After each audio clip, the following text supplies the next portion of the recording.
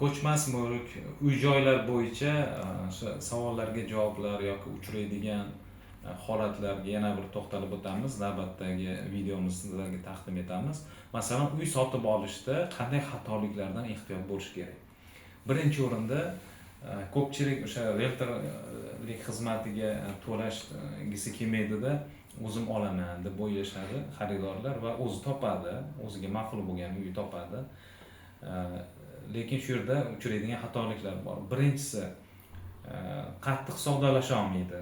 Realtor bo'lsa, yaxshilab savdolashib, iloji boricha, to'g'ri, realtorlarning ham har xili bor. Masalan, yopiq savdo qilsa qancha masalan ustiga qo'yayotgan bo'lishi ham mumkin bo'ladi, boshqa bo'ladi deyishingiz mumkin. Lekin ko'p hollarda o'sha o'zini mutaxassisligiga ega bo'lgan realtorlar shunaqa qiladiki, iloji boricha narxni kelishtirib, ya'ni arzonlashtirib, keyin sizga olib berishadi. Chunki qancha arzon qilsa, shuncha ularda savdo ko'proq bo'ladi. Shuni hisobiga. Demak, realtorlik xizmat siz olayotganda ba'zilar uy yoqqanidan xursand bo'ladi-da. Masalan, uyni birdan hujjatlarini boshqalarni notariusga olib bormasdan turib, yarim pulni berib qo'yadigan holatlar bo'ladi. U xatoni ham aslo qilmang. Va yana kichkina xato bor. Masalan, uy sotib olishdan oldin zaklab berishadi.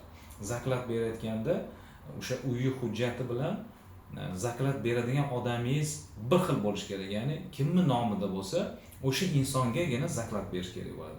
Masalan, bizda ko'p uchraydi, o'zimizda shunaqa holatda uchraydi.